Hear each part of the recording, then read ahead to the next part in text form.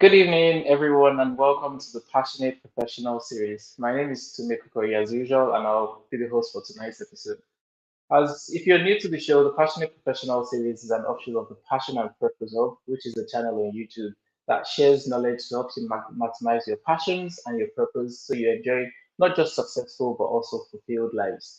Now, this is episode 24 of the Passionate Professional series, and our guest for today is none other than Moon Lee. She's already in the studio and she's here to add value to myself and to you guys as the audience. But before I break up our guests, I want to say a massive thank you to those of you who have been joining for the past 23 episodes. Whether you watch it live or you go back to watch the replay, I want to say a massive thank you to you guys. You guys make the journey truly worth it. The reason why I do this is to let you see that these passionate professionals are not cut from some special kind of cloth. We all have blood flowing through us. And it's just as I use like using candles to illustrate. If you bring a candle near another candle that is lit, it can help to spark up that flame on the new candle and help that candle to burn as well.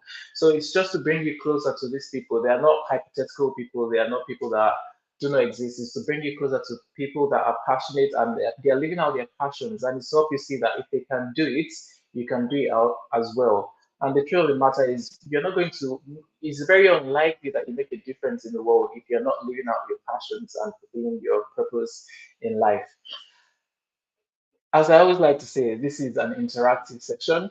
So I don't want you to see it as a two-way conversation between myself and our guests. I like to see it as a three-way conversation. So as much as you can, please pop in with questions, comments, questions, suggestions, anything that you have queries about, or if you're struck with the aha moments, just put it down in the chat box as well. It's encouraging for the guest as well as for myself to know that there's someone else there that is listening to this thing and getting an impact from it. So my question for this month, because I always ask a question at the beginning of the episode, comes from the fact that we know that recently we celebrated the Mental Health Awareness Week, and that was between the 13th and 19th of May. And there was a lot of on social media, there was a lot of hype about Mental Health Awareness Week. But I want us to see it as mental health. Our mental health is not just about a week; it's there all through the year, all through our lives. Our mental health is a crucial part of us, and we always need to be mindful of our mental health. So I don't want us to think, oh, when is mental health week? Yeah, I'm going to focus on my mental health. But I want us to focus on our mental health as much as we can all through our lives. And the question I want to ask us today is this: how do you deal with work-related stress? This is the Passionate Professional series. We talk a lot about professionals, and I think it's something that sometimes we push under the carpet thinking, oh, it can't happen to me. But I think it's something that we also need to put into the spotlight so that we can deal with it and we can make sure that we handle it properly. I'll start by giving you some interesting statistics about work-related stress. It's quoted that up to 60% of employees worldwide report experiencing workplace stress. And of all people that report stress in their lives, work is the most common reason why people say that they're stressed. There are other reasons, finances and things, but work is primarily number one reason why many people feel stressed in their lives. And work stress can also have an impact on our health, from simple things like cold or flu to even things like heart disease. And it's said that in the United States, also about 120,000 deaths every year attributable to work-related stress. And at any point in time, about one in every 10 individuals, about 10% of people are thinking about leaving their jobs due to work-related stress. I was just having a chat with my wife today, and I heard that someone left his job recently because they felt the work was too stressful. So it's something that we need to put into context and not say, oh, it's not important. Now, what are some of the common things that stress us at work? It could be interpersonal conflicts. It can be that we're kind of disorganized at work, or we just physically find the workspace physically discomforting. And also, it can be that we're trying to multitask. Those are common things that stress people at work. When I was reading the stats, it's about 1%. Sorry, about one in every 10 or 10% people said that their bosses are their primary causes of stress. I'm not going to go into that, but it's just something to be mindful of. So, what are some tips that we can use to reduce work-related stress? I think one is planning ahead and avoiding multitasking. As human beings, we feel that we can multitask, but the truth of the matter is sometimes when we say we are multitasking, we're actually less productive at the different things that we're doing. Sometimes it's better to focus on one thing at a time. Another thing is to avoid or reduce conflict with colleagues. Avoid the water cooler gossip. Stop talking bad about people because if they gossip with you, they're probably gossiping about you as well. So it's something that you need to avoid as well. And you know that there's some certain people that no matter what you do, they are going to cause you stress. As the key to such is avoid such people. Learn some relaxation techniques, whatever works for you, whether it's music, whether it's going outside, taking a walk, whether it's just watching a video, whatever works for you. But you have to find something that helps you relax and do it. Some people say that Netflix helps them relax. I'm not entirely sure about that, but because anything that makes you focus for too long might not be a relaxing thing. So look for something that helps you relax. The next is do your best and reward yourself. Sometimes we try to beat ourselves up trying to be like someone else. But sometimes you just need to realize that you don't need to be perfect. Just be the best that you can be and celebrate the small wins. Uh, Next one is take some breaks from time to time and vacations. Sometimes we think that vacations are only for people that are wealthy, but no, it doesn't have to be a luxurious. You don't have to go to a luxurious island. Vacation might actually just be going um, to another city and just maybe staying in a hostel where there's just silence, where you're just free from your regular routine. That's another thing that you can do. And the last but not least is to seek help. Ask for help from either your supportive colleagues at work or your managers, or sometimes it might be from your family members or your support network, or sometimes you might need to enlist the help of a therapist or a coach, but sometimes we need to look for help. And looking for help is not a sign of weakness, it's actually a sign of strength. The last thing I'm going to say before I read the bio of our guest is a quote from Anne Laborde, and it says that almost everything will work again if you unplug it for a few minutes, including you. So sometimes you just need to unplug and disconnect from everything and recharge and then come back. If your computer can work, if you turn it off and then put it back on, sometimes you need to do that to yourself as well. You need to just unplug, take a break, and come back. I hope this has been very helpful, and I'll go on to read the bio of our guests and I'll bring her up to the stage. Our guest for today is Mundi, and I'm going to be reading her bio. So, Moon is a leadership coach and facilitator specializing in mental fitness. That's a term that is quite new to me. I've heard it before, but it's still quite new, and I'm sure it's new to some people as well. And cultural intelligence. She supports high achieving professionals in overcoming imposter syndrome and confidently asserting their leadership positions. She also delivers and designs leadership training programs for corporations across the globe. Her approach is distinguished by a unique fusion of cultural insights, business acumen, and coaching proficiency, all aimed at empowering our clients to thrive. Our dedication has gone through collaborations with prominent corporations such as John Lewis and Partners, Siemens, and Shell, where she has facilitated mental fitness training programs. As a testament to her excellence, she has earned a Coaching Impact Award from the International Coaching Federation, which is a recognition of her commitment to fostering positive change. Beyond her professional journey, Moon's curiosity and spirit thrive. She's an avid Vipassana meditation practitioner. She finds joy in exploring culinary delights. I can attest to that because we're just chatting about a restaurant that she visited recently. Traversing new landscapes, connecting with nature, and watching true crime documentaries. So, ladies and gentlemen, join me as I welcome to the stage Moon Lee. Hi, Moon. Hi, Tunde. Thank you so much for having me. And it's really interesting to have your profile read in front of you. Yeah. I can That's attest to the that. first for me. Sometimes Oh, okay, that's me. that's you. That's you. Also, You need to blow you know, your trumpet sometimes. yeah, thank you. Thank you for the opportunity to blow my trumpet. And I just realized, this is really amazing. I didn't know this episode is episode 24, but my birthday is October 24. So I was like, Oh, that's awesome. So 24 that's the is, sign. That's the sign. obviously a very meaningful number for me. But yeah, and I love the tips that you just talk about, about stress and handling stress. So yeah, they are very important, and more people definitely need to be aware. Taking control of, managing stress is really important of staying healthy. I agree. I agree. I think another thing is our generation just feels like, oh, if the job is stressful, I'm going to pack my bags and move on to the next one. But it's hard to find a job that is not stressful, because you feel like, oh, this job is too demanding. But I've realized I've been looking at so many jobs that a lot of jobs that you think are just not so stressful. Mm. If you're actually in the role, you find out, oh, this is really stressful. Even the job of a Hmm. cleaner, you feel it's the job of a cleaner. But I think at work there was a Mm. time that maybe the cleaners were away and then they had to do the job, or someone stuck in the getting the stock, and then they realized that, oh, this is actually a really stressful job.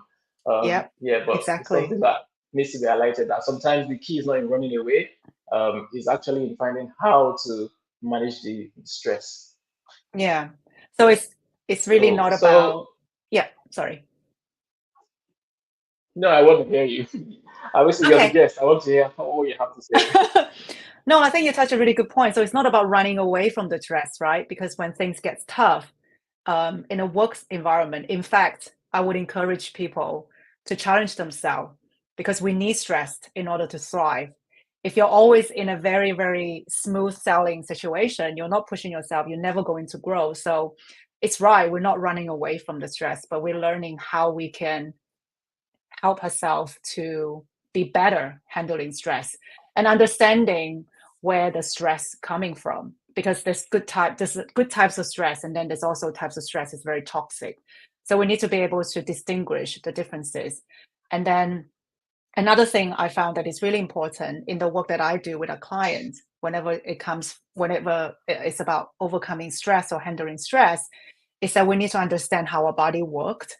I think we might have this habit of just throwing ourselves into working, neglecting, signs of our body. In your little graphic, one of them is about physical pain. Yeah, Yeah. we sit for hours and hours without stretching and moving ourselves. Of course, our body get into a posture because our body is not designed to sit for a long time. We are a species that are designed to walk around and hunt and gather and do work with our hands and our feet. So if we sit for a long time, there's consequences that's going to happen in our body.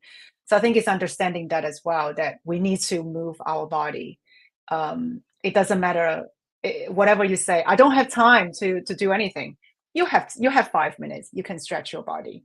Those things are really important because when we started to take care of our body and noticing the signs, what our body is telling us, drinking some water, taking a sip of water, those things are really important because accumulatively you will see the effect, the differences between taking care of your body and the differences when you don't.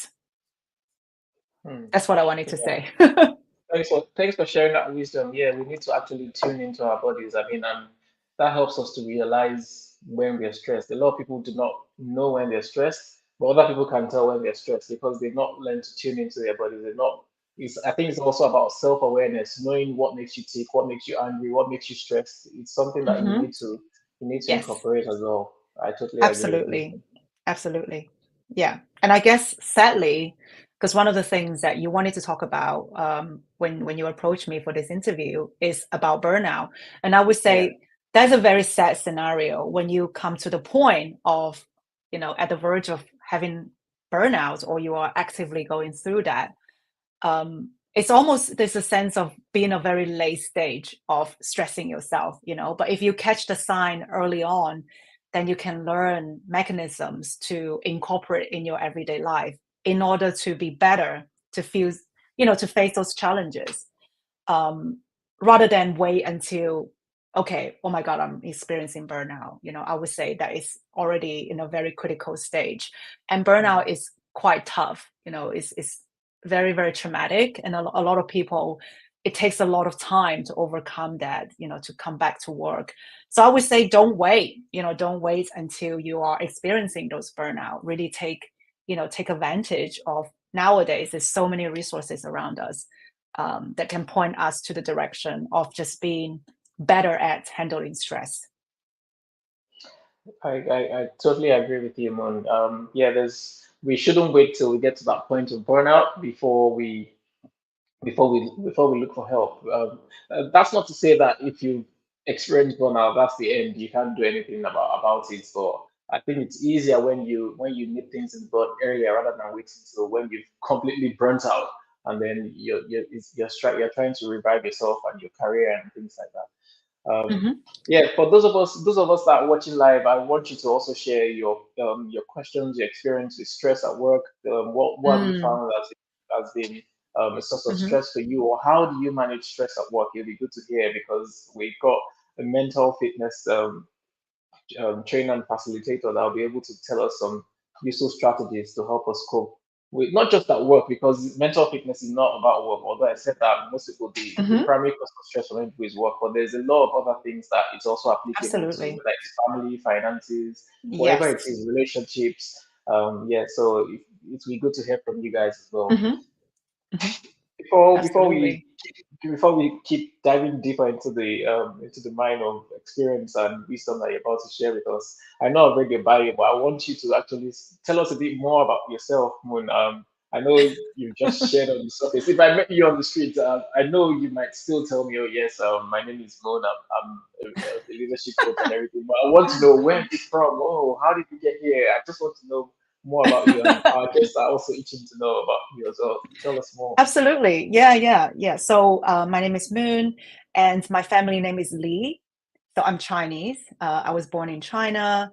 I actually only moved to the UK about 6 years ago. So I moved here in 2018. Before that, primarily I lived and worked in China. And I'm trying to think about what is interesting about me that is to know. I am very, I guess looking back, I've always been very fascinated about human nature. So I would say that I've always been very inquisitive. I'm very curious about the world. I remember as a child, I was always never home. I was always outside playing. So I grew up in an era of life where it's still really safe to play for children to play outside. So I remember having adventures outside after school. I refused to go home. My mom always had to like really try to find me. I would play with my classmates. I would try to find ways to explore the little city that I lived in. Well, it's not little anymore; it's huge now. But so anyway, I found that I've always had this nature feeling very curious about the world. And another thing that really what got me here is that I loved books. I've always loved books. So I started to read from a very young age. And I'm very fortunate because my dad is also a very active reader. So I've read books, not just Chinese classical literature, but also, literatures around the world. And at that time, I didn't and couldn't read in English. Some of these books are written in English, but also in other languages. So they were all being translated into Chinese. So I think I've always had this, huge curiosity about my life outside of, sorry, the world outside of my little world. I know there's something else, out there. So this is why one of my passion is traveling. I just loved traveling to different places, and particularly if I go to a place and I know somebody there, I think that's the best way to travel, because they can take me to places where the local eats, where the local hang out, and what they would normally do on a Sunday afternoon, not just a tourist. I like the tourist stuff as well. So Yeah. yeah, so I love traveling. And what else? So I moved here because my husband is British. We met in China. We've been married for 13 years. We got married while we met in the city called Shenzhen. So we got married when we were living together in China. And we've been traveling back and forth. And then COVID happened. So I didn't go home for 3.5 years. And then finally last year, we were able to go home and visit my parents. In fact, I've been twice this year already. So I Wow. went in February and then I went again for work in April. So yeah, I'm trying to see, I'm trying to go back and visit them more because I'm a single daughter. I'm the only child. Mm. So yeah, another fact, I came from the only child policy area, the time where a lot of people can only have one child. So I am Yeah. a product of that, and that policy. So yeah, that's a lot. That's a lot about me. And this is always an interesting part when people ask me to talk about myself. I'm like, Yeah. what do you want to know? Yeah. I think you've said a lot, to be honest, in that short Yeah. time. And some things I want to pull out from there. You mentioned that you've always been curious about the world, and you also talked about how that has led you on to traveling. And I totally agree that traveling Hmm. is actually a form of education that many of us actually underestimate or we undermine. We just feel I'm just traveling just for fun for vacation, but I think it's something that actually opens your eyes to see the perspective of other people in the world. And I feel that there'll be a lot more understanding as well if people actually traveled more. You see how people you experience other cultures, you become more understanding of other people. Can you tell us a few places other than your hometown that you've been, or where's been your favorite place to that you've traveled to so far? So I loved, there's a lot of places I really loved, but I really loved Japan. So growing up in China from, our education and the history between China and Japan, um, actually, I realized a lot of people don't know about that, but there's a very complicated history between China and Japan as country, particularly after the Second World War, because a lot of war crime was committed in China from Japan. So we were indoctrinated in a way as we're growing up that this is a very evil place, and there's a lot of bad things that has happened. So for me to be able, to travel and to go to Japan and talk to Japanese people, we actually went again this year in February. We went to Tokyo, we went to Mount Fuji. So I have to say that, it just blew my mind, the way that how Japan as a country, how it's run, what people's like, and everything I see, the food, the cultural, to me, it's just very exquisite. It's really just amazing. So I have a huge admiration about such a small country, but it's run in such a way, and it's very, very interesting. Yes, that's me in front of Mount But, Fuji. So I talked that's so about nice. this experience. I talked about this experience on LinkedIn. Thank you for putting that up. So yeah, that's one of the really good memory. Because you know what? Because it teach me that, well, I know this already, but it just really teach me to have my own opinion. Just Mm, because people tell you about something, about some other cultural, doesn't necessarily make it true. So I'm fascinated by that. So I think that, like you said, it's not just about having fun, it's about education. It's kind of like challenging your own limited belief and, your biases. Um, and then where else do I really like? On the top of my head, I feel like I have to talk about, because for our honeymoon, we went to Australia, and that was 13 years ago now. And I I was just blown away by how beautiful Australia is. The beach was just so beautiful, and also the people were just. I feel like Australian people are very different, even though they are kind of like similar to British people, but maybe because of the weather, they have so much better weather. And then the scenery is different.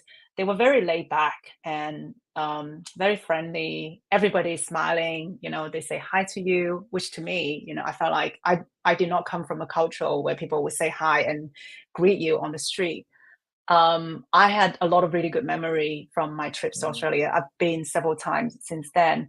Also have some really good friends there. So again, I think that connection just makes me really think about, how fortunate it is to have this ability to visit those places and to talk to my friend and to see their home where they grew up, stay with their friends and get to know their family. So yeah, I think Australia is a very special place for me. I would love to visit, but now it's really far away from the UK. It takes 24 hours to go there. I know, I know. But yeah, thanks for sharing that. Yeah, and yeah, even from what you were saying, I mean, I pulled something out, and it is that popular opinion is not always true. You need to actually find out for yourself. That's another Exactly. I pulled up from our discussion just about travel. Sometimes we just take what everybody else is saying as the truth, but it's not always the truth. You need to find out the truth for yourself. So Hmm. thanks for sharing that. Absolutely. I'll just ask you a question about your values because Hmm. your mental fitness leadership coach. I'm sure you have certain set principles that you run with or you live by. What are those values, and how has that shaped your life? Hmm. Really good questions. This is one of the first things I would say if I worked with a client. It's about the core values definitions. So for me, I would say definitely one of the core values for me is connection. I found that it's impossible for us to ignore the connections that we have. So it's a connection that we have between each other, even though we only met virtually. There's a Hmm. connection here. We acknowledge that. And then also there's connections between us and our environment. You can see my house is surrounded with plants. I do believe that we have connections with nature. So when you see the stage of our world is in so much chaos, you see that there's chaos between the people, the humans, but also there's chaos between the humans and the environment because we're all connected, right? I think there's a Yeah. really deep connections there. And also the work that I do a lot of time is being able to make that connection. Coaching and facilitation only works if I have this bond and I have this trust from my clients and with my clients, whether it's an organization, whether it's a person, it's the same. So I really think connection is very important. And I guess the older I get, the more I started to value, you know, relationship, relationship being the relationship I had with my family, even though I'm very, very far away, 6,000 miles away, relation I have with my husband, but also my friends. Um, uh, you started to see that you want to be surrounded by people who pushes you, who challenge you, but Yeah. also take care of you, right? So Hmm. yeah, Hmm. connection is one of my core value. My second core value is joy, um, fun, however you wanted to interpret it. I think joy is one of those words that sounds, I don't know, like, how do you feel about when I say joy? What do you think? I mean, once you say that word, you mean your posture just changes like right away. Like I think it's a word Ah, that is impregnated with it's not just meaning, but I think joy is a step higher than happiness. Yeah, once you hear that wow, word, I I love mean, that. people actually like up when they hear that word joy. Hmm. Yeah, Yeah, yeah. So yeah, I mean, I you would want me to invite say people to more? yeah, I want people to interpret it their own way because for people it could be having fun, right? Hanging out with friends, and Hmm. it could be doing things that Yeah. they really love. But I love what you said. It's like elevating. It's even like a higher level from happiness. Because happiness is more or less a feeling, it's quite fleeting. I think joy is the state where, Yeah. you're feeling grateful, you're feeling appreciated about the life that you have, which I know sometimes it Hmm. sounds, easier than said than done. But yeah, so that is also my core values. Um, if I give you a third one, let me see. Connection, joys. I think service. I want to be of use. I want to be useful. I want to Yeah. feel that there's a place and there's a value for what I'm doing, and this is why I'm very passionate about being a coach, and I'm very passionate in an industry where the nature of what I do is to help people, but it's not this. I don't think it's like anything very, very special. There's a lot of other kind of work I think is so much more like deeper than what I'm offering, but at the same time I want to be of service, I want to be of values. And I think this is in turn motivates me, right? It's why I get up in the morning, because I know there's a reason why I'm here. There's a reason why I get to do what I do. So you can call that a calling. Um, you can also call that like a mission. But yeah, service is definitely one of my values. So there you go. Yeah, and I would say that they actually connected, all three of them. I mean, connection, joy, and service.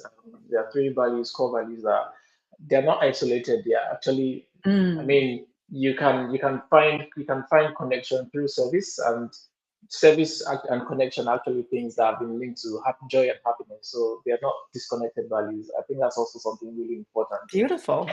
Yeah.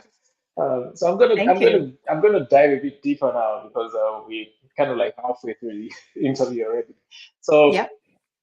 I want you to actually tell us, because you talk about mental fitness. Where did all this come from? Was that something that you had to develop for yourself? Was it that you faced a challenging situation that you had to, in quotes, toughen up, and then from there you discover that, oh, we need to actually, as many people actually need to learn this practice of mental fitness. Have you gone through a really challenging time, or something you want to share, or what led you into the practice of mental fitness? Mhm. So mental fitness, the term is coined by um, Cesar Charmaine. He's an author of the book called Positive Intelligence, Hmm. and I am a coach. Positive Intelligence is one of the um, let's say coaching training that I've done actually during Yeah. COVID. We went through a very extensive training and certification process. So yeah, the word is coined by the author and my teacher, Cesar Charmaine, and he has a very famous TED talk, which he was done because he was lecturing in Stanford. So that in that talks, he talks about our ability to face challenges, and that is called mental fitness.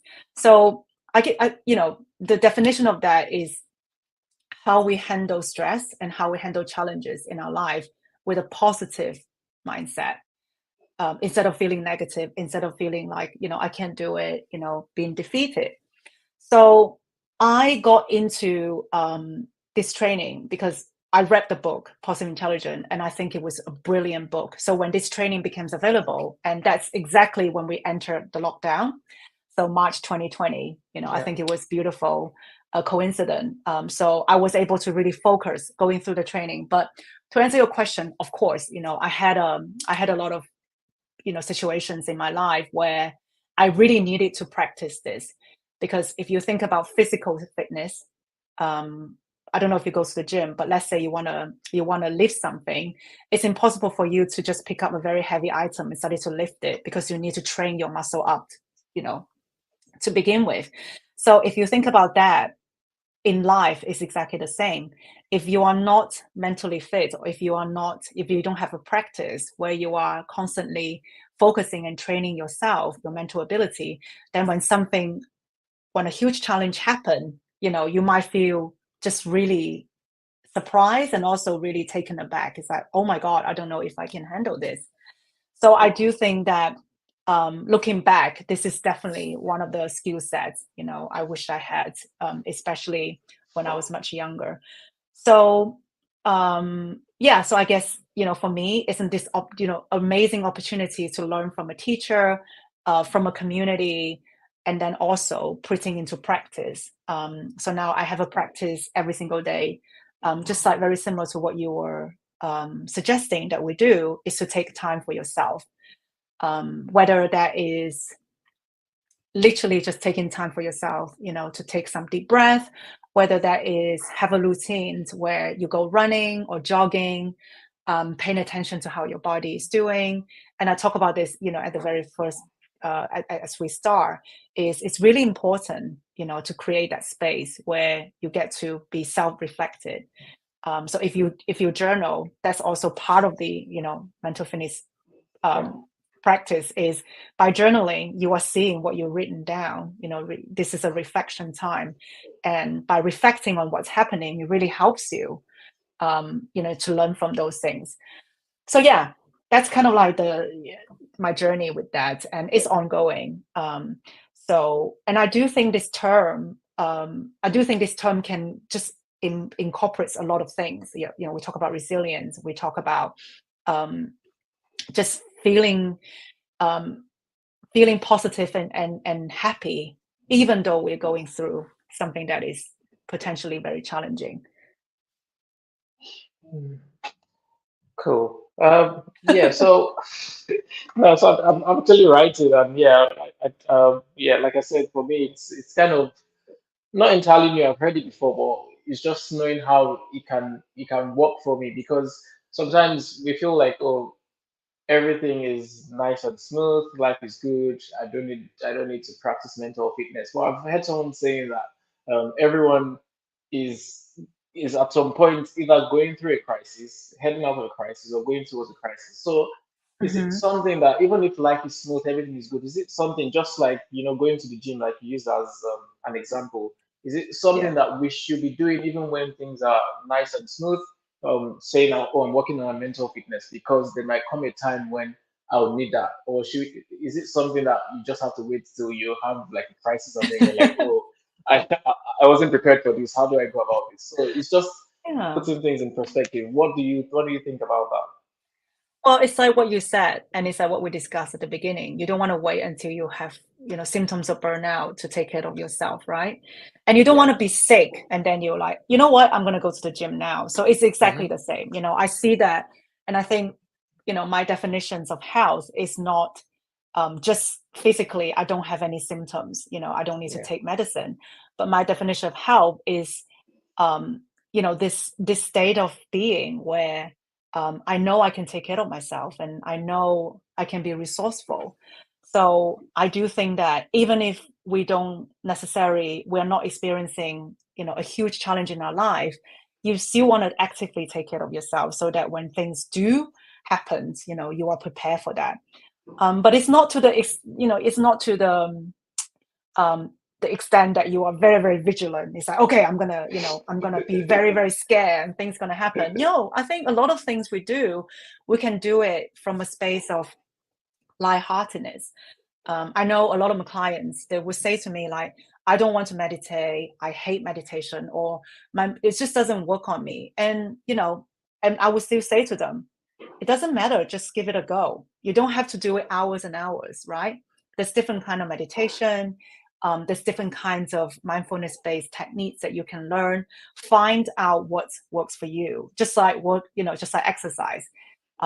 If you go to a trainer and you said to the trainer, I don't want to do deadlifts. I want to do something else.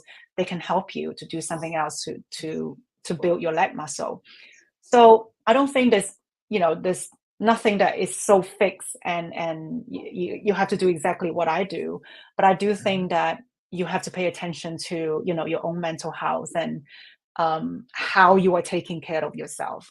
You know, and you talked about seeking help, and I found that part is very difficult for a lot of people, especially depending on where they come from culturally, and then also what generations they belong to. And then also sometimes gender comes into equation, because I found that sometimes men do find it more difficult, to ask for professional help. So there's a lot of barriers Sure. that is between that. So it's all of those things are mental fitness. It's not just one day I meditate and then I'm set for life. Even for myself, I realized that um, depending on the day, sometimes I just wake up feeling really great, and I feel I can handle everything. But there are times where I felt like I'm energy wise, I'm low on energy, and this is, to me, this is a sign. Maybe I've been working too hard. I need to really pace myself, etc. So yeah, it's an ongoing thing. It's not just one time and that's it. So what would the benefit be then for like organizations? I mean, you've talked about it on a personal level, but I know you also do like organizational trainings and you go to companies or establishments and you talk about these things. So what would the benefit be for like organizations or on an organizational level, the whole concept of mental fitness, resilience, how does that play out for organizations? Well, organization are filled with people. Yeah, true. Yeah, so it doesn't matter where you are sitting, in the organizational charts. As far as I know, all of them are run by people. If you are senior leader, then the magnitudes of challenge and the complexity of the thing that you have to deal with, um, they are great. They're probably a lot higher. Your stress levels are a lot higher than somebody who just entered the company as an assistant. I'm not devaluing, the road of work, but I'm just saying, the higher you go, the higher position that you go, the more complex the situations become. So to answer your question, I think it's really important for the organization, especially the leadership team, to be a really healthy role model. If you are leading the team, but you are handling your stress really well, You are not projecting, your negative emotions on your staff. And being a leader, you are setting up a great example of healthy boundary, just somebody who is not afraid to ask for help when it needs to. All of those little things, they're all mental fitness. So yeah, and organizations would be wise to invest in the staff, because if you have a huge turnover, it's very costly. But if you have a team that works really well together, psychologically safe enough to share what's going on with them, then you save a lot of money. Also, it's more, it's more efficient. I also love what you said at the beginning about, I think the word, I'm paraphrasing, but it's not to have conflicts, avoid conflicts with your colleagues. But then you talk about gossip, which I thought was really interesting, because it's a toxic environment if people are gossiping. And you are right. If they gossip about John, they're also gossiping about you. So this comes back to this, right? If it is a healthy work environment, not a toxic one, if it's a healthy work environment, then the percentage of the staff to experience burnout will also be lower, because they probably feel safe, they feel seen and heard, they have a place to talk about themselves. They have a place to voice their challenges that they're facing, and also asking for help. And people are sharing resources. They are not keeping their resources for their own benefit. So all of those things are mental fitness, and they are really, really important for the organization. True. I'm going to ask your opinion on this. You don't have to stand on any side, but what's the role of the media? I mean, and by that, I'll probably say in quote social media in either improving or worsening people's mental fitness or their mental health. I mean, what were your thoughts on this? Because on one hand, you know that there's a lot of apps that you have like that can help you meditate, that can help you practice mindfulness. But on the other hand, we also know some of the debilitating effects of social media. So what's your thoughts on the effect of media on our mental health as a generation today? A lot of us in the workplace. You Mm. see, I mean, on one hand, you can be scrolling through Facebook as a means of relaxation, but what are your thoughts? It's quite complicated, but what are your thoughts on I read this book. It's about stolen focus, it? which I really recommended. And it talks about, this habitual scrolling habit, and how our attention deficits, is just insanely low. And people no longer, they're no longer able to focus for a certain period of time, because we're so distracted by all the notification. My opinion is we need to be accountable, for our own behavior. So it's all very well blaming Instagram sending me photos of cute cats every 2 seconds. On the other hand, I am responsible to train myself, that when I need to focus, I am focused. I am not looking at my Instagram. So one of the things I found very helpful is I don't have any notification on my phone, because if I do, I think I will go insane. There's so many notifications. I also don't have notification even for my email. So I have 3 work email for different projects I'm doing, and there's a different rhythm of what's happening. So sometimes everything is very busy. Again, I will get notification every 5 minutes. That is too much. It would steal all my attention when I needed to work. So I don't have any notifications. My phone is permanently on silent. So if people try to call me, sometimes I will miss their call. But to be honest, I don't think we call each other. I don't think I have phone calls with people anymore. It's usually just like this kind of setting. I think we Yeah. need to be responsible of our own mental fitness and own mental health. Um, Another thing I found very, very useful when I do need to focus is I will turn off my phone and I will set a timer. So I'm not working nonstop for 2 hours. It's not possible for me to focus for 2 hours. Just your brain doesn't work like that. You need a break, right? So I will set a timer for 45 minutes, 50 minutes, and then I will take a break. So when my timer goes off, I stand up, I take a break, and then I come back. And just like the quote that you share, exactly, you turn it off just a little bit, you switch it off for a little bit, and then you turn it back on, you're so much better. So I would Yeah. really recommend the book Stolen Focus to everybody who's feeling like I cannot pay attention. I found it very hard to focus because our environment is very distracted. So you need to actively take control of your environment. Another thing, one more thing I wanted to add, and I hope this is helpful. I could be just blabbling. Is you get to choose what you follow on Instagram, right? So I try to follow people that I think is inspiring, that is positive, that is creating a positive impact, not just in my life, but in other people's life in general. So, I don't follow people that makes me feel or unworthy or less than. So I'm taking control of what I'm seeing. So yeah, you get to choose. You can follow things that I don't know who was telling me this, but somebody was saying that they followed this account and it really annoys them. And when I ask, why do you follow it then? It's like, well, but it's also really interesting. Sometimes it's funny. I'm like, I don't know. I feel like the cost is too high. I don't want to follow Sure. that if somebody's annoying me.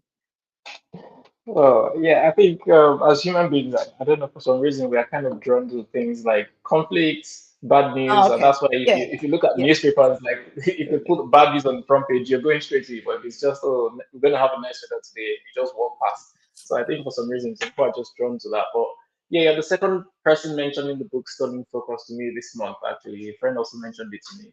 I haven't read it, but yeah, Mm, it's something that I think I yeah. would want to read. And yeah, some of those things that you mentioned, I do them, and people find me weird, like turn off notifications, put my phone on silent mode. I'm like, the world is not going to end. I mean, if I miss your call, I'll ring you back. At the end of the day, it doesn't. I mean, if it's an emergency, you probably call me 10 times. Yeah. So, but yeah, I totally agree with you. Hmm. Yeah, for those Hmm. of us listening, please do not hesitate to ask questions or share your comments because there will be a section where we can actually read out your questions to know anything that's been on your mind about mental fitness or about stress or burnout, any questions at all. Feel free to Hmm. pop them in the chat box and then we'll address Yes, them. So, how do you absolutely. balance your life and your work as a professional mode? How do you balance it? I know you do a lot of coaching, but also you still have family and you do holidays and traveling. How do you find Mm. balance? I think I'm a huge believer in having a routine. I think everybody needs to have a routine, starting from how you start your day to how you end your day. Typically, if you have a job that requires you to be highly disciplined, because I'm self-employed, I'm a sole trader. So if I don't have any structures on my day, I could be just staying in bed, for the whole day, and that is not productive and is not helpful. So I believe in having a routine. I believe in at the same time being spontaneous. So I try to find ways, to kind of like spice up, my day. If for example, the sun comes out now, so maybe after our call, I will go for a quick walk outside because it was raining heavily earlier. Yeah. Just find ways to kind of like break and keeping it interesting. So have a routine, keeping it interesting. I think it's really important to pay attention to the basic stuff, drinking enough water, having the right kind of nutrients to my body. Exercising is really important. And then you talk about this really well at the beginning, is having downtime. So what relaxes me? So I do sometimes I do binge watch stuff. Not very often now. I don't binge watch things anymore. But sometimes I do. And then, my husband and I have these routines of watching certain things. Most of them are about people traveling, adventurous, and then comedies. We like to watch things that is really funny together. So those are the routines that kind of just kind of calm down my nervous system at the end of the day. But yeah, I think that's really important. And once a while you travel, and I do think it's important to go away. Like you said, not just for fun, but it's an experience. And while you're going away, while you're traveling, there will be challenges too. So it's an Mm, ongoing, mental fitness training because you're in a strange place. You don't know the languages. You cannot communicate with people. Then how do you become resourceful? But now we have a phone, we have internet, so most of the time yeah, it's really easy. sure. Sure. Yeah, I mean, that's an interesting thing that you mentioned. I don't think anyone's ever mentioned that to me. I mean, when I ask people about work-life balance, yeah, they talk about how they maybe schedule their time or they block out certain times of the month. But you just said something that struck me like, okay, you talk about work-life balance. It doesn't have to be something you do in the future. Like you just look outside, the sun is outside, I'm going for a walk. That's work-life balance as well. We don't see it that Mm. way. And yeah, you also talked about watching things on. Yeah, I don't have anything against watching. I mean, I watch comedy. I actually like watching comedy because Hmm. I think it's therapeutic. There's this famous chap Norman Cousins that actually claimed that he healed himself of an autoimmune disease just by watching comedy. He just locked himself in the hotel room and was just watching comedy back to back. Whether it's true or not, I Mm. don't know. But yeah, it's actually proven that watching comedy is actually therapeutic. And you also talked Yeah. about watching people that travel, and there's research that shows that actually thinking about holiday or looking at holiday destinations actually gives you as much thrill, as much satisfaction as actually going on the holiday. So yeah, there Yeah. are things that you might think they're Exactly. small things, but they actually work out as well. Exactly. So Exactly. thanks for sharing that perspective. It's very useful to know. Um, you'll be surprised that we only have 9 more minutes to go. So I'll just ask you a few short questions. Time just flies, and I'm always like, where does it It go? Where does it does. go? It does It fly. does fly. Let me see. What I mean, if there was a young professional in front of you, as someone that might be watching or someone that's going to hear this Sunday, like if someone comes to you like, okay, I don't know what to do with my life. I'm about to start my career. Because I know you've spanned through different things. You've been a business consultant before you went to the Mm. leadership and coaching space. What advice would you give them? I mean, or a younger version of yourself? What advice would you give a young professional who's just starting out? I think it's really important, and we had this when we started this talk. I think it's really important to find what brings you joy, what makes you happy. Um, I guess it's important to know who you are in that sense. But on the other hand, I think this is a very tricky question because sometimes I feel like, because I've been asked questions like, what would you say to yourself, 20 years ago? I'm like, nothing, Yeah. because if I didn't experience all of those things, I wouldn't be here today. I guess it's the same. Sure. If it's um, if it's a young professional, then I would say, don't be afraid to make mistakes. Um, Sometimes we get the idea that we have to nail it, and don't compare yourself. Don't follow people on social Mm, media. Don't compare yourself, to people who appear to be a lot more successful in a way that, they might have fancy stuff or they have fancy title. There's no point comparing. Focus on what makes you happy. Focus on what makes you feel fulfilled. What gets you up in the morning? I have been in a situation where I wake up and I didn't want to go to work because I didn't like my job, right? But don't blame the job. You need to actively figure it out. It's not because of the job. It's me. That wasn't the job for me. So mm, um, don't find excuses. And I guess another thing. Okay, one last thing is you have a lot more power and impact than you give yourself. I think we try to think that we don't have any powers and we have no control of our life, but actually we do. We have a lot more control than we think, and we have a lot more impact on other people than we think. So yeah, those are the things I would say. yeah, I think I like the first one that you said. Don't be afraid to make mistakes. So I tell people that as well. Um, Especially young people. I'm like, you're young. I think this is the time you should make mistakes because sometimes a lot of young people don't want to make any mistakes. But sometimes by making mistakes or by going down the wrong path, that you realize that oh, this is not the path for me. So sometimes like people look at me like, are you crazy? Are you telling me to go ahead and make a mistake? But I'm like, sometimes you actually need to make mistakes. Yeah, yeah, And mistakes are actually learning points as well. Some people they are are just too really scared to, they don't important. want to make mistakes. But yeah, I totally agree with you. And yeah, you said find what brings you joy. Also very Mm. important. Don't compare yourself to others. They're all very, very valid. You mentioned something. I'd just like you to say a bit more about that. That we're actually more powerful than we think. Well, tell me more about that. It sounds interesting. That you have more power than you think. Well, we just never know. yeah, we just never know what's going on in other people's life, right? Even as we are having this conversation, I know a little bit Mm. about you because of this conversation. You Yeah. know a little bit about me, but we don't actually know Mm-hmm. what's going on with other people's Yeah. life. Sometimes it's just, even if you just smiled at people, that people with very often they smile back at you. That's an impact. Mm-hmm. If you're not smiling, that person is not smiling. That person's behavior change because of you. So that is an impact. So I think we tend to glorify impact as like a huge thing. But every single thing we say, if I say kind things to you, you felt the kindness. If it's genuine, you felt the kindness, you felt good about that. That's an impact. So, that's what I mean.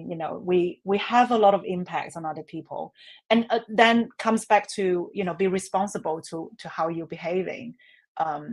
Even sometimes when we are not feeling the best, we need to be mindful. Do not project whatever you're feeling onto other people. You are married, so you know what I mean. You have a bad day and you're trying to point finger. This is sometimes, I realize this sometimes is what I do, that um, and we need to be honest with that. Like, okay, I am a little bit, I am feeling this anger, but it's nothing to do with you, so I need time to process that. So yeah, that's what Sure. I mean. Yeah, yeah, I like that. I like that. And yeah, just reminds me of a story of a lady. I can't remember her name now. I was trying to look you up. I can't remember her name. She was actually the wife of the pilot of the plane that crashed into the Twin Towers in 9/11. And prior to that time, it seemed like her husband was the one doing everything. I mean, she was just in the spotlight. But when he died, it seemed Mm, like her whole world came crashing down, and it seemed like there was nothing else she could do. But it was during those times that she realized that she had to be strong for her children, and then she started talking about it. She started going out and speaking about it, mm, and she became a public speaker. And she was like, it was really a bad mm, experience. I don't want anyone to go through this, but it just made me realize that I was stronger than I thought I was. And yeah, sometimes we kind mm. of underplay the kind of power we have within us. We think that we can do things, but if only, and it's all about mental fitness. Like the more you do things, the more you reflect, the more you journal, the more you meditate, the more you put yourself out there. I mean, rather than staying where it's comfortable and safe, that's when you realize that, oh, you know what, I can Mm. actually do this. I mean, many years ago, Yes. I couldn't have a chat with you for 1 hour or be talking live, but you see what I mean. You have to put yourself out there, and that's how you grow. You're Um, doing really well. Thank you. thank you. Thanks for. I've not seen any comment, any questions from our audience, so that's why I Mhm, just took the opportunity to keep asking you questions. Yeah, so we have just 2 minutes to go, and I'm just going to. I always like to end this last part with mhm, some with a fun bits, and I call it the choices game. So in just mhm. 1 minute, I'm just going to ask you two options, and you have to pick one of the options. Don't worry, it's nothing political. It just tells us a bit more about what you like or what you like to do. Of So course, of course. yeah, Yeah. so let's go for it. So the first question is tea or coffee. Tea. I would have guessed that. So the next Green one is tea. Green green tea. Yeah. tea. Yeah. The next Mhm. question is city life or countryside. Oh, that's tough. You have In to choose one. between, in between. You have to Because choose I one. used to live all my life, I used to live in a big city with like 16 million people. Now I live in Starbridge, which is like, Yeah, I don't know, 200,000. I don't know, I it's know. very small population. But I find beauty, I find pros and cons in all of them. So maybe I would say, yeah, I'm greedy, so in the middle. The options to travel. No, the rule of the game is you have to choose one. I mean, so choose one. City. Okay. Sorry. Thank you. Right, next one. Paperback or audiobook? Paperback Sorry, or what is it? audiobook? Paperback, like standard books or audiobooks? Oh, paperback, 100%. All day, every day. Yeah, Excellent. Coke paperback. or Pepsi? I don't drink soft drink. You Sorry. have to choose one. I Me mean, either. it's not about what your personal choice. I mean, Okay, what maybe if Coke. it? I don't know. Okay, yeah, that's fine. Yeah. Okay, Android or Apple iOS? Android or Apple iOS? What's that? Like the operating system on your phone. Is it Android? Would you rather go with Android or Apple iOS? The Apple operating system. Oh, Apple. Apple, Yeah. good. Yeah. Football or basketball? Choose one. Oh, okay. Football. Rice or pasta? Oh, so tricky. I want to say both, but rice. Okay. Good. Cinema or theater? Oh, cinema. Cinema. Running or walking? Walking. Finally, spring or autumn? This is like impossible questions. Yeah, I know. It's just to Spring. help you. I mean, sometimes you don't have to decide, like, just go for it. So I would Spring. Spring. spring. Spring. Thank you. Spring. Thank Spring. you. I mean, summer is better, obviously, but spring. Yeah. Thank you. Thank you so much for an exciting Thank learning you. interaction mode. For those of you who are watching, or if you're going to be playing the replay, if you want to find out more about Moon, you can connect with her on LinkedIn. Just search for her name, Moon Lee, on LinkedIn, or you can visit our website, which is www.lunacoaching.com. It's Mhm. been a pleasure having all of you join us live. There's a comment from Malaz. She says she really enjoyed the talk, Oh, balancing work wow. and Thank life. you, It's something Malaz. I struggle with, so discussion was really helpful. Thank you, Malaz, for Thank you also for listening in watching. and for watching. Yeah, I totally enjoyed myself as well. Mhm. So massive thank you to you, Moon, for taking out time on Sunday evening to actually share with us basically something that we really need to hear as well. So thank you so much, Oh, thank Joe. you so much, Mandy. That's really lovely. Very lovely Thank you. comment. Yeah, I yeah. just take a screenshot of that. Sometimes we finish the chat and then people start sending comments. I'm like, you should have sent this earlier. But yeah, thank you to everyone who's watching. I can see there's about 6 people watching live as well. I mean, even if you Mhm. don't put comments, the fact that you stayed all through, it's a good sign. It shows that you really enjoyed the Mhm. talk and something that you benefited from. So we'll Mhm. meet again at the same time, which is obviously not the same time, but the last Sunday of the month of June. And Mhm. as I always like to close, I always like to say this at the end. And actually mean it that till we meet again, make sure that you keep living with passion and purpose. It's been good hanging out with you Yes. all. See you all later. Bye bye, everyone. Yes. Bye.